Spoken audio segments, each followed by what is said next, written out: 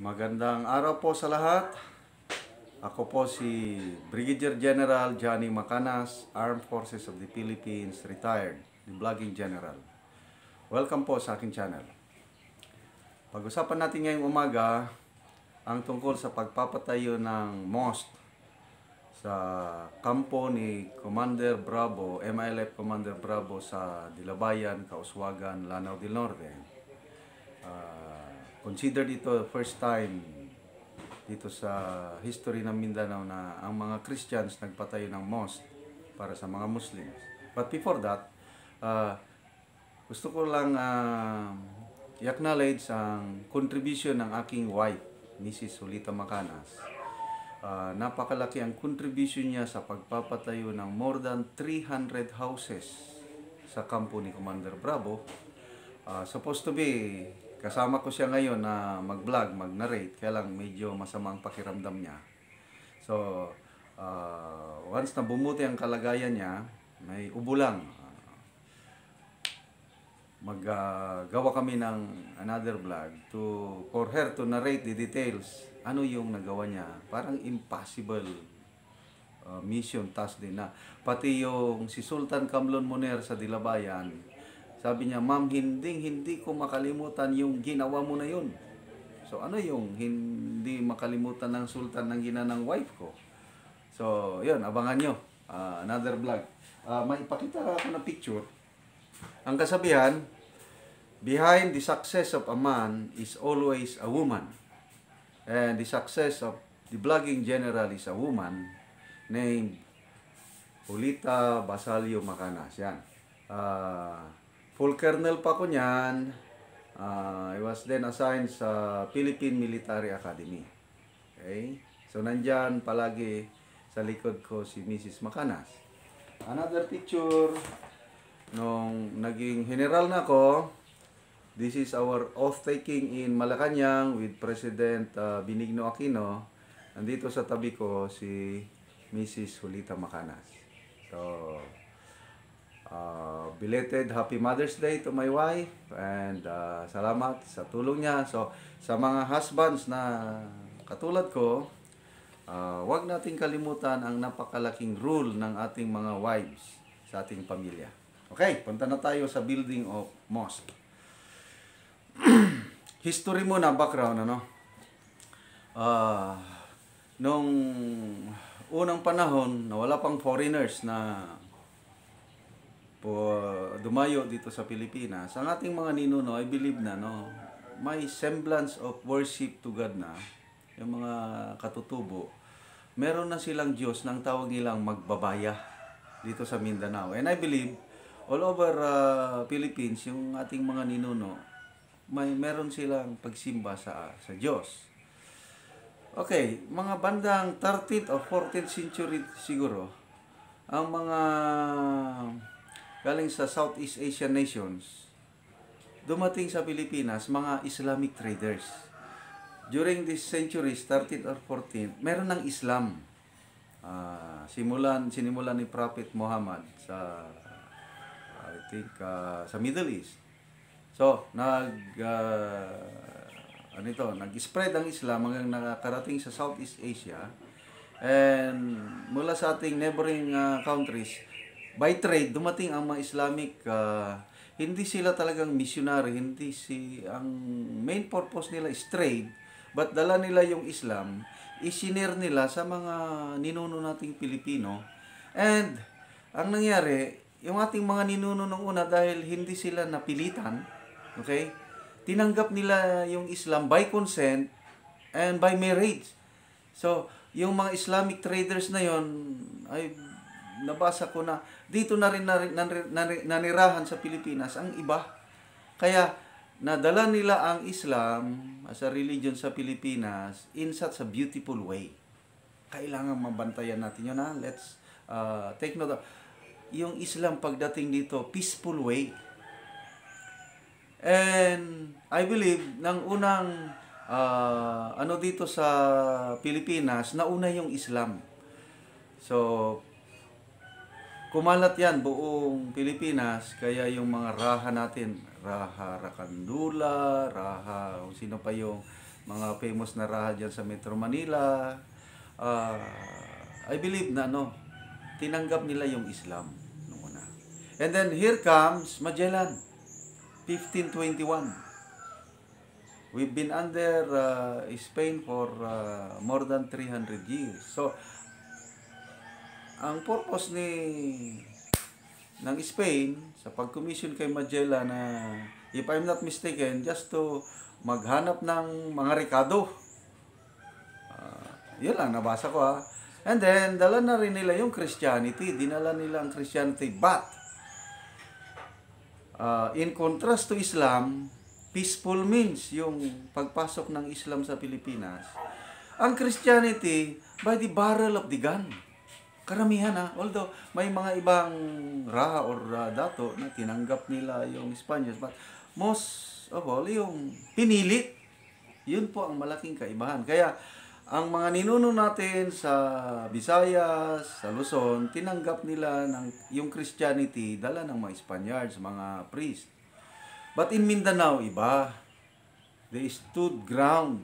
Lumaban sila. Okay? So, anong nangyari? Ngayon, I think starting mga 1970s, sumulpot na yung mga Moro National Liberation Front, tapos Moro Islamic Liberation Front. Anong purpose nito? Bakit naisipan ng mga kapatid Muslim na umalsa at nung una, gusto nilang humiwalay sa Pilipinas? I believe, personal opinion ko lang ito sa aking pagbabasa, it's because of their religion.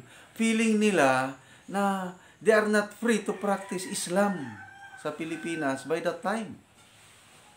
Okay? Kaya, gusto nilang umaklas, umalis sa Pilipinas. Kaya, nabuo yung MILF. So, yun talaga ang isa sa punot dahilan kung bakit nagkakagulo dito sa Pilipinas, yung fear of conversion. Nandiyan na yung Islam. Dumating ang Kristyanismo, pinipilit. So, hanggang ngayon, ang mga kapatid nating Muslim dito sa Pilipinas, nandiyan pa rin yung takot nila na makonvert from Islam to Christianity na ayaw, hindi pwede yun. That will result to violence. Kaya ang aking advocacy, ang aking message palagi is, no conversion please. Let's respect them as they are, as Muslims, as following Islam religion. Yan po ang susi sa kapayapaan, coexistence. Huwag na natin silang i-convert. Okay? So, ito na. Mosque na. Sa Dilabayan, yung kwento ko na halos lahat ng tulong na ibibigay na namin doon, ayaw pa rin nilang magtiwala. So, nakita kong dahilan yung fear of conversion, yung religion. Kaya kinausap ko ngayon ang mga pastors na the only way, if you want peace, dito sa lugar na ito, kasi yung lugar na yon is grabing patayan ng Muslim at Kristiyano. From 1970s to ang daming patayan. Sakit sa ulo sa amin, sa military, ang military nagiging referee ng patayan ng Muslim at Kristiyano. So ang sabi ko, let's build a mosque for our brother and sister Muslims to show them that we are not converting them. Ako, point of view ko yan bilang isang opisyal tasked to bring peace in that area. So, ako kasi hindi ako pastor o ordinary Christian lang ako.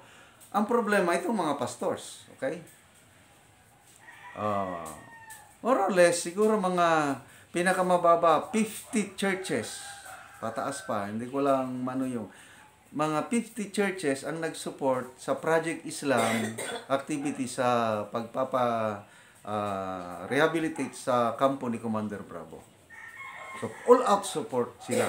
Kaya ang daming napatayong bahay, later on, patubig, education, another vlog yung patubig, another vlog yung education. Kaya lang, nung i-open up ko yung mosque, naku, laking problema. Nung binanggit ko na, this is the way to peace, let's build a mosque. halos 90% sa mga pastors, sa mga churches, umayaw, hindi na nagsuporta. I-mention ko lang, nagpaalam ng maigi, very respectful yung isang grupo, Baptist. Maraming mga klaseng Baptist, hindi ko na lang mabanggit yun. Sir, sabi niya, we really want to help. At itong grupo na ito, churches ng mga Baptist, ang dami nilang tulong. Wow! Ang dami, salamat. Kaya lang nung i-open up ko yung mosque, sabi niya, Sir, pasensya na. Napag-aralan namin talaga sa seminary, sa theology na bawal kaming mga pastor na magpatayo ng mosque. So, please understand us at kung ipatuloy niyo yung mosque na yan, hindi na kami tutuloy pagtulong. So, they left Project Islam with a big heart. Gusto nilang tumulong. Kaya lang, yung theology nila, yung tinuro sa kanila, kontra sa puso nila. Ano? Ang puso gustong tumulong. Ang utak, hindi pwede dahil yun ang itinuro. Kaya sabi ko, Pastor, no worry. Salamat sa tulong niyo. I respect you. So wala, talagang hindi ko sila pinilit kasi nga tinuruan sila ng ganun. Kasi nga, punot dulo niyan, yung theology na ang Allah, ang God of the Muslim, is a false God. Eh bakit ka magpatay ng mosque na magsimba ka ng false God? Ganun nga naman. So, ang problema, theology. Oh, I'm not against theology, Please, don't misunderstand me. Yun ang ito. Ako naman, hindi naman ako theologian, practical ako, I want peace. Kaya sabi ko, let's build them all. So, 90% out na. 10% na lang naiwan, kakaunti na lang. So, sino itong mga 10%? Nandyan pa rin si Pastor Alex Idwabe. At mangilan-ilan na lang. I call them radical pastors with a radical heart, radical love. Sabi ni Pastor Idwabe, Sir, ang tagal na ang gulo sa Mindanao, sabi niya. Kaya nga, yung kapatid niya, sundalo, namatay sa labanan, tapos tinanggalan pa ng mata, tinagtad pa, masakit yun. So, ang pastor na ito, he wants to bring peace in Mindanao. Kaya, sabi ni Pastor Idwabe, naturuan din kami yan, sir, na bawal. So, bawal dito, but our hearts is dictating us to help build that mosque. So be it. Let's do it. Yun. Nasimulan ang pagpapatayo ng mosque. Salamat sa mga pastor na ito na with a big heart. Kinalimutan nila yung naituro sa kanila, sinunod nila ang kanilang puso. Okay? So, walang pundo. Walang pundo sa pagpapatayo ng mosque. So again, si Pastor Idwabe na naman ang gumalaw. Kaya ang laking pasalamat ko kay Pastor Idwabe. Nung halos walang pundo, sinimulan lang. Kakapiranggot lang na, no? Ito na ngayon, yung breakthrough. Si Pastor Idwabe, marami siyang kaibigan ng mga missionaries. So, ang isang missionary galing sa California, US. His name is Reverend Randy Hand. Pabalik-balik na siya dito sa Pilipinas pag-share the gospel. So, i-present ni Pastor Alex Idwabe kay Reverend Randy Hand ang tungkol sa mosque. So, ito, siya, Doctor of Divinity, si Reverend Randy Hand. Parang doctorate, mataas ng pinag-aralan sa theology. Kaya, in a very soft voice daw, yung respectful voice, sabi ni Reverend Randy Han na, Pastor, I'm a Doctor of Divinity and I learned from theology that building a mosque is a compromise of faith. So, I cannot support you. But, give me time, I'll pray. Ito na. Yung maganda talaga yung you seek the Lord's guidance. Kasi, God is not controlled by theology. Ano bang theology? Hindi ko alam. Parang, theology is man's study of God. Parang ganun siguro. Ang tao, pinag-aaralan niya yung kuwan ng Diyos. So, man's way yan, yung theology. So, ang nakita ko, God is above theology.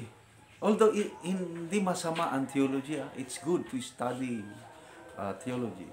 But God is above theology. So, itong si Reverend Randihan, my theology says no, but let me pray. Give me time to ask Lord's leading. Okay, so nagpray ang Reverend. After, I don't know, ilang araw, bumalik, nag-usap ulit si Reverend Randihan and Pastor Adobe. Sabi ng Reverend, you know what, Pastor? After careful prayer, my mind is telling me not to support my theology. But my heart, God is telling me to support. I will set aside that mind, yung theology, and obey the leading of God to support that building a mosque. Wow. So, dahil may pere, mga misyonary, galing sa yun. Yun na, buhos ng suporta. And to make the long story short, napatayo yung mosque. Okay? So, what's the result nung napatayo na yung mosque? Okay, again, being the media man, my spokesman, first time in history, Mindanao, na ganun, mga Christians, nagpatay ng mosque. Binigay ko ngayon yung istorya sa media. Ako, pinagpiestahan na naman.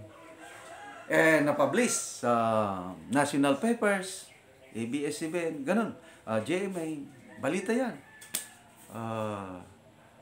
And then, ang iba sa mga 10% na radical pastors, yung tumulong kay Pastor Idoabi, taga Laguna.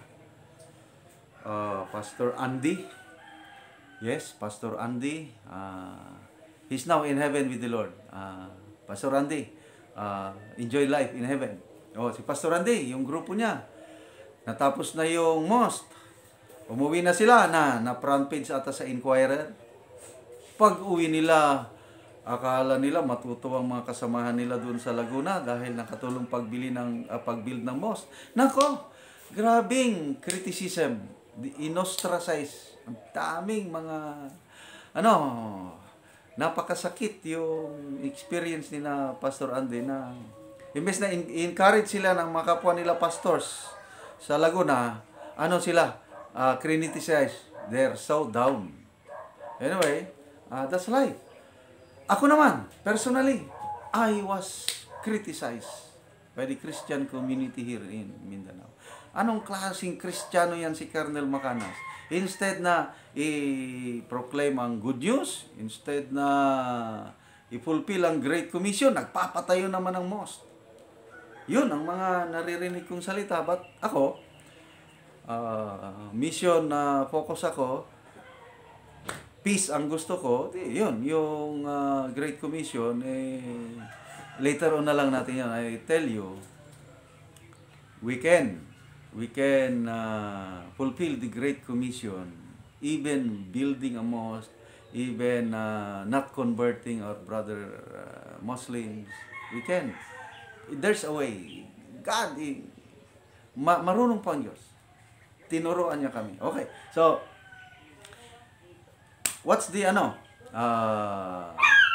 ito na lang. God is my judge. Mali ba yung pagpatayo ko ng mosque? Please comment.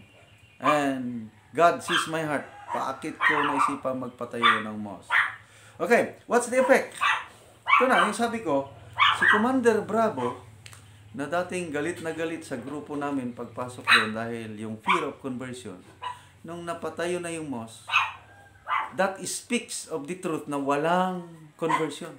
Kaya, nag-change of heart si Commander Bravo. Mula noon, hindi niya na pinagbabawalan ng mga Christians pumasok doon. So, natigil ang patayan. Ngayon, ang Dilabayan is an open country. In out ang mga Kristiyano. Noon, hindi. So, that's the result of building a mosque. Okay, yung mga residents naman. Yung una, nandun na daw yung mosque. Kakaunti man ang magsimba. Kasi siguro nasanay na walang simba-simba kasi walang mosque. Nandun na yung bagong mosque, wala, kakaunti pa rin. Hanggang later on na nakonsensya na sila na ano ba ito? Pinatayuan na tayo ng mosque ng mga kapatid nating Kristiyano, hindi pa tayo magsimba. Unti-unti, yung mga hindi nagsisimba, nagsimba na. Yung kwento ko sa inyo na yung mga maldito na hindi sumunod sa Islam, unti-unti lumapit na sa mosque at nagdasal na sa God of Abraham, which is Allah, pangalan nila. So, dahil sa mosque na yon, lumalapit sila sa Diyos, unti-unti nababago rin ang buhay nila. Kaya there's one instance, I think nung dedication ng mosque na ito, nag-declare si Sultan Munir na, dito we are born again Muslims. Wow! Yeah, statement niya ni Sultan Munir. There's a video. I think yung ginawa ng, may video na ginawa ng 700 Club at saka ginawa ng Rated K ABS-CBN. Statement ni Sultan Kamlun Munir, we are born again Muslims. Kung may born again Christians, may born again Muslims din pala. Yung bang nabago ang buhay dahil sa power ng Diyos. Wow! So yun, nagkaroon ngayon ng peace sa lugar. One time, magpapahinga kami somewhere in Bukidnon, in a resort. Mayroong mag-asawa doon, na-meet namin, workers sila ng United Nations, UNDP, United Nations Development Program. So, lots of funding ito. Nang nalaman niya nandun ako, Colonel Macanas, lumapit. Ala, Colonel, naririnig namin yung pangalan mo, yung ginawa niyo sa Dilabayan. Anon, na-shock ako. Ano pong yung, grabe, nagkaroon na ng peace. Dahil pinagmulan lang yan ng giyera. After mga ilang, mga wagwa, 1 year pa lang ito, o 2 years na, may peace na. What did you do? Kasi kami sa UN, ang dami naming plano. Pinaplano kasi UN, hindi ka makatanggap ng funding mo kung wala kang mga documentation, paperwork, plano. Ang dami naming plano, sabi niya. So may funding na in-implement namin sa mga conflict areas na pinasukan namin. Hanggang ngayon, wala pa mang peace. Sa inyo, napakagulong lugar. Yun ang mitsa ng giyera noong year 2000. Siguro by this time, 2001 na o 2002. Nagkaroon na ng peace. What's your secret? What's your plan? Naku, napa-atras ako. Tinatanong ang plano. Kami sa military, standard din yan. Kailangan namin ng operation plan, operation order. Hindi kami gagalaw na walang plano. But in Dilabayan, there is no such thing as plan. Kaya nabigla yung taga-UNDP nung sabihin ko na, Ma'am, I'm sorry, wala kaming plano. Sabi niya, what? Yes, ma'am, wala. Paano nangyari? Ang naisagot ko na, it all came from the heart, ma'am. Oo nga. Nagsimula doon nagsimula kay Pastor Mascareñas and Pastor Florentino Dizos. Nabago ang buhay ko, puso ko, yung dating galit sa Muslim na palitan ng pag-ibig. So, heart yun. Then, nagkaroon ng giyera. Nandyan si General Simato, yung guidance niya na win over the Muslim populace. Again, napunta sa puso. Nung nakita ko sina Sultan Munir na pabalik na sa Dilabayan at sabi niya na hihintayin na lang namin ang kamatayan namin doon sa Dilabayan kaysa yung mamamatay sa Marawi. So, it all from the heart. Sabi ko, ma'am, no such thing as plan. It all came from the heart and, of course, from the love of God poured out in our hearts. Halos hindi makapaniwala yung taga-UN. So, in short, nagkaroon ng peace. Kaya ngayong Islam Village, naging natutuo yun. Kasi, nandun na, may kapayapaan na. And yung Islam, anong ibig sabihin ng Islam? Ulitin ko, Islam is complete submission to the will of God. Islam is a religion of peace. Ang tanong, kung ang Islam is a religion of peace, bakit nagkakagulo? Bakit may mga Muslim na nagre-rebelde or nagiging terorismo? Isa lang ang sagot ko niyan.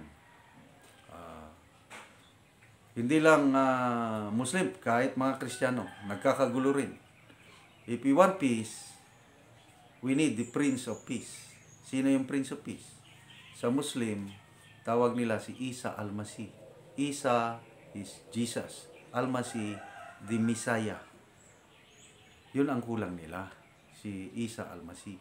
Tayo naman, mga Kristiyano, si Jesus Christ. Yung talagang papasukin natin siya, isurrender ang ating buhay, para ang yung Prince of Peace, si Jesus Christ, ang mag-rule sa buhay natin, magkakaroon ng kapayapaan. Ganon din sa mga Muslims. Nandyan na ang lahat sa kanila, wala na'y kulang, si Isa Almasih na lang. Kaya, yun yung preaching namin na ipinapakilala namin sa kanila si Isa Almasih, kung sino siya talaga. Okay, so, ito na lang. I-discuss itong Islam and Christianity, ang daming similarities, kakaunti lang yung differences. If we want peace, let's focus on our similarities. Okay. Number one, only one God. Both believe in only one God. Kasama na yung Jews. Itong tatlong major religions lang na ito, ang one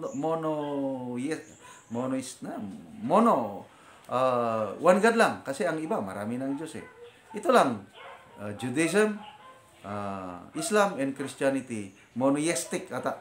Only one God. So, we are similar. Word of God, yung Bible, nakasulat yan sa Holy Quran.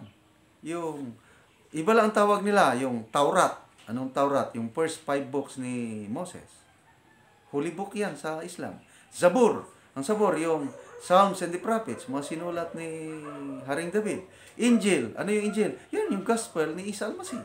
So, yung Bible, tanggap nila yan as Word of God. Kailang may kunting question na parang corrupted. Okay.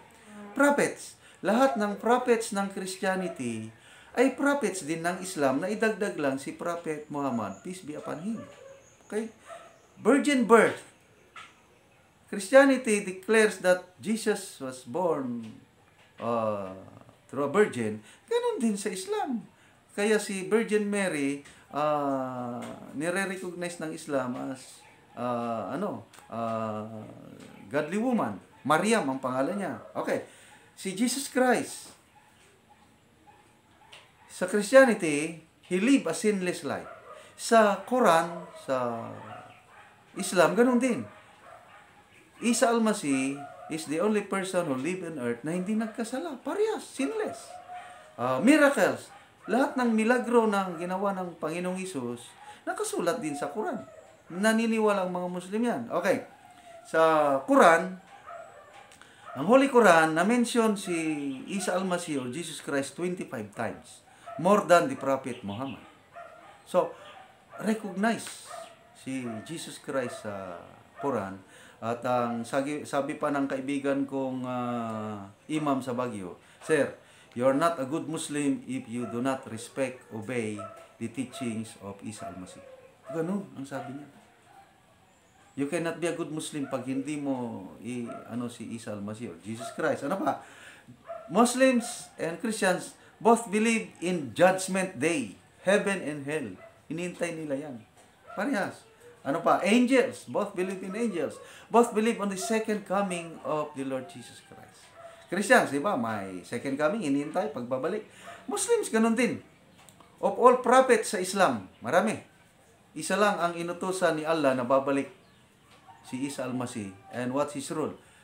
To judge and to establish peace.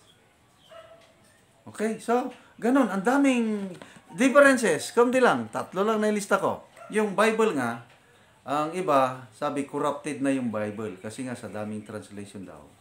Plus, ito yung tingin ko bakit corrupted ang Bible. Yung dahil sa buhay ng mga Kristiyano na nakikita nila, masama yung buhay ng Kristiyano. Kaya, yung sama ng buhay ng mga Kristiyano nakikita nila, affected yung Bible, corrupted ang Bible dahil sa buhay natin. Kaya ang challenge sa atin, let's lead the words of God in the Bible para maalis yung tingin nila na corrupted ang Bible. Next, yung si Isa Almasih hindi namatay sa krus. Kasi hindi nila maintindihan bakit daw na ang isang dakilang propeta ay pabayaan ni Allah na maghirap sa krus. Hindi nila tinatanggap yun. And then, third one is, there is no original sin. Yung kasalanan ni Adan at Eva, yun lang. Kanila yan. So, sila ngayon, kasalanan din lang nila. Kaya, because of that, they do not need a Savior. Kaya ang challenge ngayon is, let's present to them the Savior. At it's up to them kung tanggapin nila o hindi. So, yun lang po ang ma-share ko ngayon. Meng, ano yung sinasabi mo kanina? Pakilapit na. Shout out. Ha? Shout out si Edgar Monyo na nauna rin siya ngayon. Okay. May ito, number 1 shout out ko na. Yung laking tulong ng na naibigay sa Dilabayan through Project Islam. Dahil din sa isang tao, si Dodong Kakanando. Anyway, sa mga next vlog ko, yung mga patubig na, yun na, i-emphasize ko yung tulong ng Christ Commission Fellowship through the leadership of our friend Dodong Kakanando. Talagang, kung baseball pa, naka-home run ang Project Islam sa Dilabayan dahil kay Dodong Kakanando. So, Dodong, salute sa tulong mo sa Dilabayan. Okay? So, Edgar Monyo, Conrad Ninyalga, I think new subscriber ito. Fermi F15, Adolfo Maines, Mel Mifa, Mario Doctolero, Rolly Riparip, Antonia Elena Likay, Salome Bello. Nako, si Ate Salome, 3 beses daw niyang pinanood yung vlog ko kahapon. Tawan-tawa siya tungkol sa nagmahay, nag-resent na tao dahil hindi nasunog yung bahay niya. And then Josephine Maala, Ponce Motilla, Ray Palomar, Vine Simon, Maria Cristina Moster Caluya, VC, Aurora Leonen Marquez. Yun na, nabanggit ko tungkol sa korupsyon. Tayo ng 4x4. Sabi na Aurora, parang Yolanda fan din daw. Nako. Yan ang problema natin, yung korupsyon. Angela Dulay, Zinaida Neri, Claire Faustino, Ren Wilson. Recommendation ng aking son-in-law ito, si Ren. Baka pwede sa next vlog mo, maimbita mo si Commander Bravo. Nasaan ba siya? Sabi ko, nasa kampo niya.